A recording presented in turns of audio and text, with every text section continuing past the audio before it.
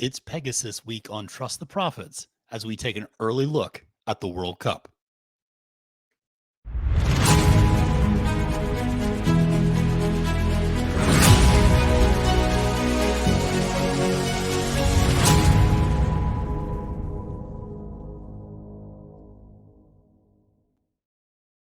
Salutations and welcome, friends. My name is Matthew DeSantis. You can find me on Twitter at the handle at Failed to Menace. And welcome to Pegasus Week.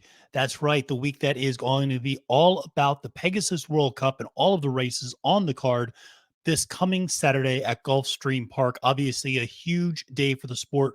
We remember last year that epic showdown between Nick Sko and Life is Good, where Life is Good really stamped himself as the top older dirt horse at that time, and a really thrilling race. Well, we're back at it again this year. The field might not be quite as star-studded, but a very evenly divided field. And so we are coming to you today with a very quick early look. It's Sunday afternoon. They just drew the field with the morning light odds attached. We're going to run through this very quickly, give you some insights into what horses might take on some money, what horses might be good bets, and where we on Trust the Profits are thinking about leaning in this particular race. Now, just a quick reminder, subscribe to Trust the Profits to get all of your horse racing content coverage that you need.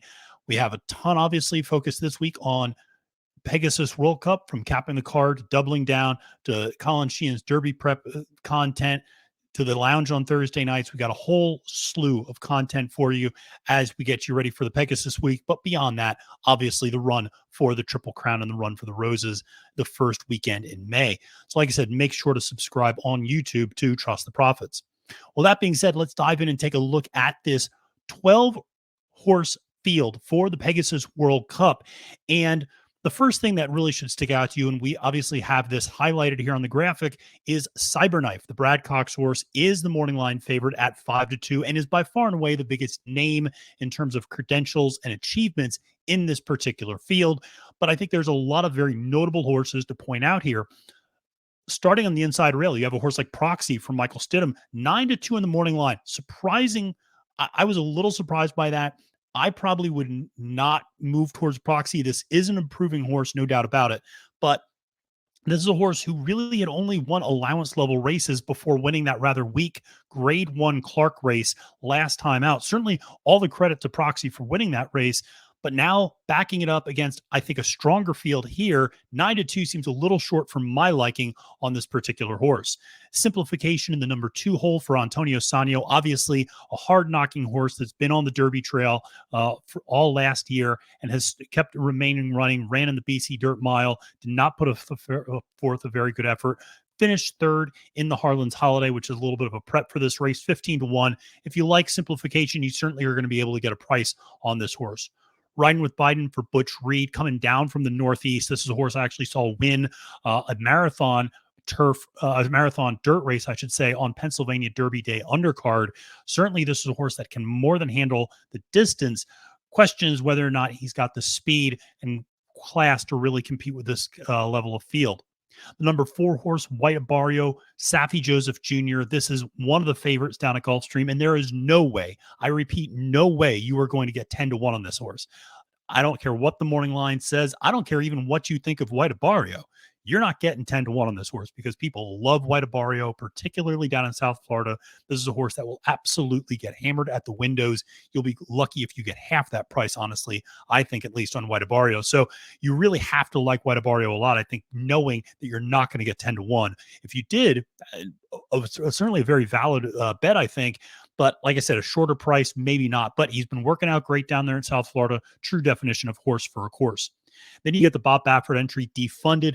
Baffert horses traveling east. We never know kind of how this works out, although he's obviously won this Pegasus World Cup before.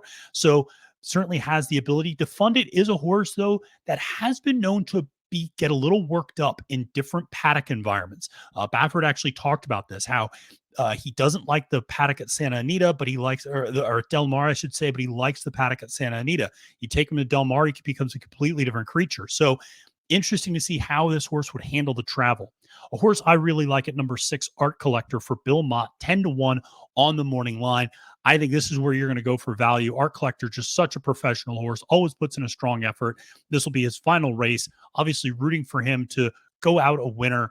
And this is a horse that absolutely can handle the mile and an eighth distance and has shown the ability to beat some really good horses throughout his career.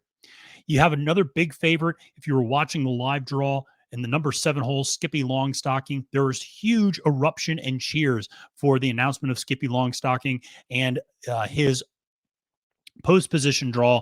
Obviously, a local South Florida horse trained by Saffie Joseph Jr., winning the Harlan Holiday 5-1. Skippy does feel like a horse that is continually getting better. That Harlan Holiday effort was very impressive. How good that field was maybe is another question, but I do think this is a horse that is ascending 5-1. I don't love that price, but I don't hate it either. I'm kind of neutral on Skippy from a betting standpoint here. Then you have a couple of long shots. Get Her Number and Last Samurai. Certainly Last Samurai, kind of maybe the more common name, winner of the Oaklawn Handicap, Dwayne Lucas, 20-1. Then you get Cyberknife running in his final race for Brad Cox. Obviously, Brad Cox had a horse last year running in his final race, Pegasus in the Knicks Go, in terms of Knicks Go in the Pegasus World Cup. Whether or not Cyberknife is going to be more successful, we'll see. What I will say is Cyberknife, finished second in that Breeders' Cup Mile. I think the extra layoff has probably benefited him. Didn't run that great in the Pennsylvania Derby before that, so that's a little concerning. But I do think the appropriate morning line favorite. How much I like Cyberknife, though, that one could waffle throughout the week. Stiletto Boy for Ed Moger Jr., 30-1 on the morning line. This is absolutely, I think, a great value play underneath. Why do I say that? Because Stiletto Boy finished third to Knicks Go and Life is Good last year. Knicks Go and Life is Good would both be about 1-5 favorites in this field.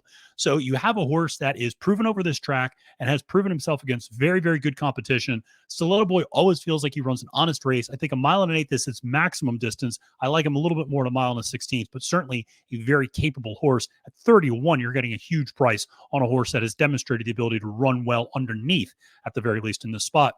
And then the true X factor is O'Connor, the final of the 3 Saffie Joseph Jr. horses, 10-1 on the morning line.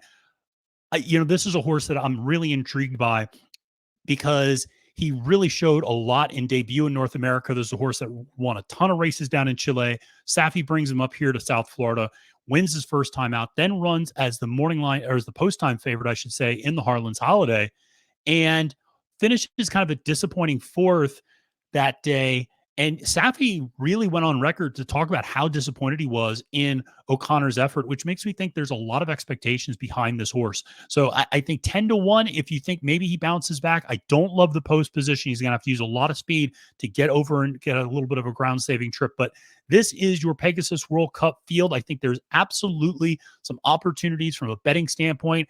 Art Collector is the one who really jumps out at me at 10-1 as a really strong potential play and getting some value, because here's the thing. Cyberknife is going to take money. Skippy Longstocking is going to take money. And White Barrio is going to take money. Those 3 are going to drive other horses up. So if you like some of these other horses, even if you like a horse like Proxy, which I might not love at 9-2, if you like a horse like Proxy, if you like a horse like Defunded, Art Collector, O'Connor, those horses should see those prices floating up as the 3 horses I previously named are going to start pulling their odds down. So that's where we are for the Pegasus World Cup field. Like I said, we're going to have a ton more coverage for you throughout Pegasus week. I'm going to be doing Capping the Card, where I go through the entire card and give you my top pick, my top value play. Colin's going to be doing Doubling Down, where he's going to give you his daily double for the Pegasus card. Then you're going to have a bunch of other content that we have on Trust the Profits, from the lounge on Thursday nights to the formulas, graded stakes previews, to the Win Play show, to all sorts of good stuff that we have. So make sure to subscribe to Trust the Profits on YouTube. Make sure to follow me on Twitter at the handle @FailedToMenace. Until next time, friends, my name is Matthew DeSantis, reminding you to have a wonderful and profitable day at the races. Take care.